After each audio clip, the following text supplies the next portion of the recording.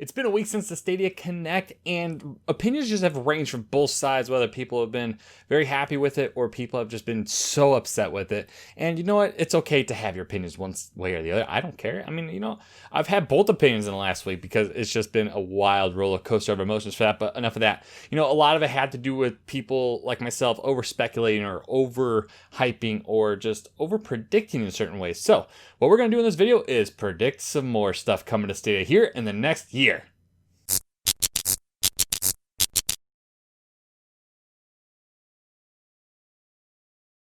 If you're new to the channel, don't forget to get subscribed. Turn that bell notification on so you get up-to-date notifications when we go live with brand new videos right here on this channel. We also do live streams over on Twitch at twitch.tv/partyballtv. That's a party with the letter D in there. And if it's too hard for you to spell, I got a link in the description. You just go ahead and click that and click follow.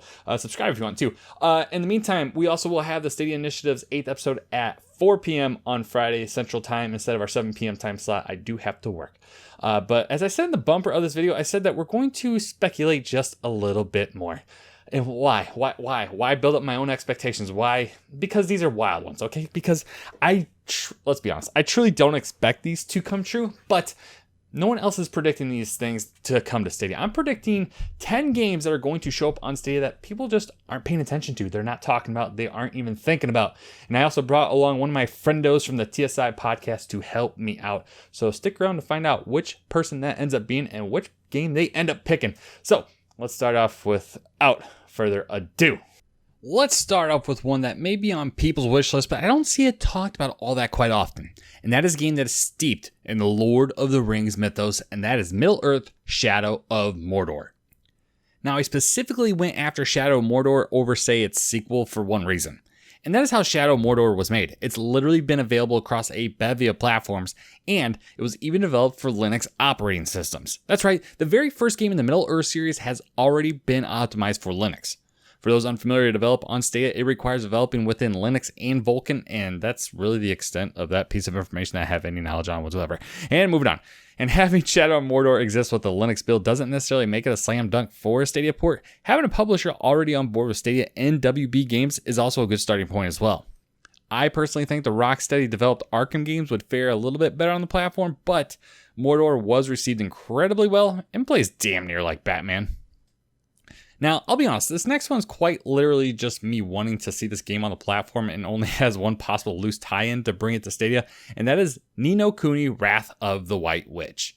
Right off the bat, that possible loose tie is publisher Bandai Namco, which is featured on Stadia already, and Level 5 is the developer behind Ni no Kuni, and there's nothing specifically from them that jumps out at me that would make Ni no Kuni an easy guess, so this is simply me hoping for rather than speculating with any kind of merit whatsoever. If you are unfamiliar with Ni no Kuni, it is a delightful role-playing game that is definitely worth your time that was originally available only for the PlayStation 3. Over the last year or so, it has been made available on PC, PlayStation 4, and the Nintendo Switch. And hopefully, just hopefully, Google Stadia. Now, this next game is simply a game that I just want to be absolutely right on if it shows up on Stadia, and that is Catherine and its remake, Catherine Full Body. I really don't know what provoked me to speculate on Catherine showing up, especially when I think Sega and Atlas could bring a more interesting game like, say, Persona 5 over to Stadia, but there's something about this game that I could see show up on Stadia. For instance, it was even developed for the PlayStation Vita last year. Let me repeat that one more time. Atlas developed a new game for the PlayStation Vita in 2019. The only connection I can make here with Stadia is in Sega, which is a committed partner for Stadia and has already shown up on the platform as well. If you're unfamiliar with Catherine, it really is almost unlike any other game I've personally played. It's a puzzle game that puts you in the shoes of Vincent, who is overcome by very disturbing nightmares. It's a unique experience, but that isn't to say it's for everyone. Next up is a game known as Astroneer, and I'm going to let my good friend Germani take over for this one. What's going on, you guys? 6-4 here. And the game I'd love to see come to Stadia would have to be Astroneer, hands down. This game has offered me some of the most immersive, breathtaking, and awe-inspiring moments, that I've ever experienced in gaming. I mean, it is truly something special. And, it could be coming to Stadia. I mean, Stadia is a platform that is powerful enough to run this game at ultra settings, the highest fidelity. And of course, it's only getting more powerful. That said, the multiplayer aspect of this game, I've heard the team at System Era say that they've wanted to increase their multiplayer number from a maximum 8 to an untold number at this point. What better platform to do it on? Google Stadia has made some very interesting acquisitions over the last year or so, and one of those was buying a brand new studio known as Typhoon Studios. Typhoon was just a couple weeks away from the release of their very first game known as Journey to the Savage Planet when Stadia purchased that developer.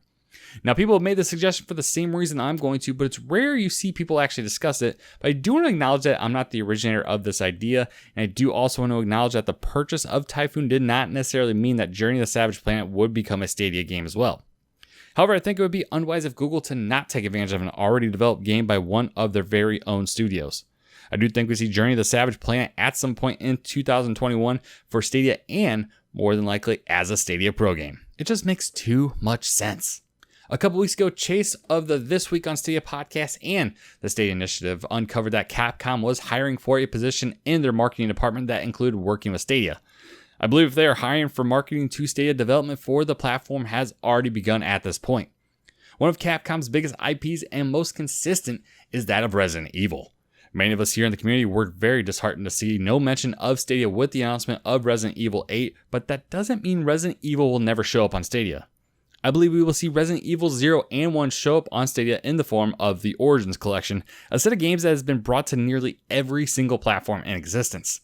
Now, as far as I can tell, there isn't a Linux version of Resident Evil just yet, but it's been pretty much on every platform that's been out there at this point, and while I'd get Resident Evil 4 a pretty good shot as well, let's start with the collection to get fans really, really hungry for more.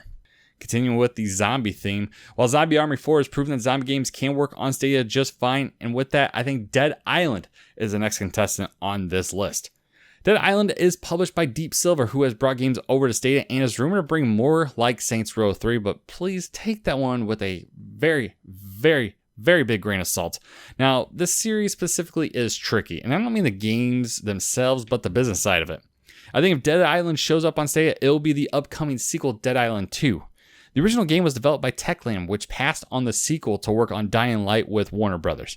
Dan Buster Studios has only worked on 2 games, one of them being Dead Island 2. However, that other game they worked on was ported over to Linux, so the ability to bring Dead Island 2 wouldn't be too far out of reach for Dan Buster when it comes to their skill set. I myself am not someone who has played Dead Island, but I know it has a decent following, and there are some threads there that could bring this game to Stadia. Much like Resident Evil Origins Collection, this next game, also set in the horror genre, has been made for nearly everything out there. Alien Isolation, which is based off the movie Alien, has been developed by a team known as Creative Assembly and has been published by Sega for Windows, Mac, PlayStation 3, PlayStation 4, Xbox 360, the Xbox One, Nintendo Switch, and yes, of course, you guessed it, Linux.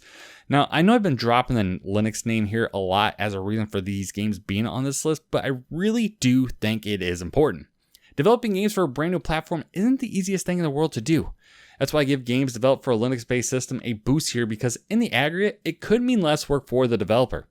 And simply, Stadia is lacking in the horror genre, and Alien Isolation is considered one of the absolute best in its category. Plus, more Sega titles isn't a bad thing either.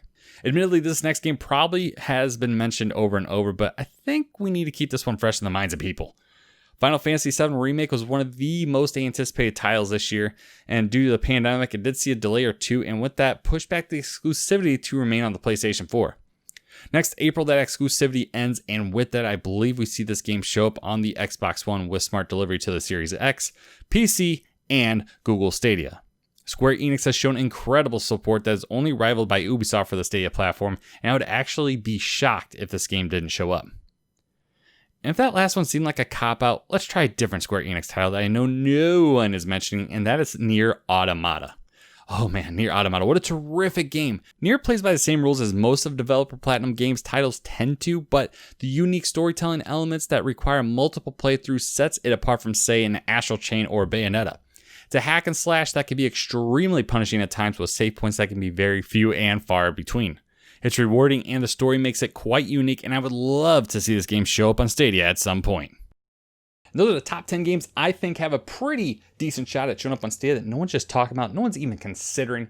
What do you think about the list? Do you agree? Do you disagree? Are there games that you would like to see that no one's talking about? Leave it in the comment section down below. Again, I want to thank Germani for showing up and helping us out a little bit, talking about Astroneer. I know how much he loves that game. I do think it has a pretty decent shot at showing up on the platform.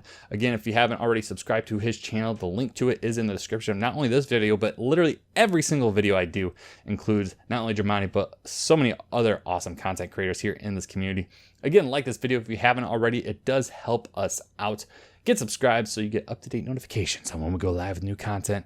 And a last reminder, we're going live at 4 p.m. on Friday with the Stadia Initiative instead of 7 Central Daylight Time. Again, I want to thank you as always for your support, and party on.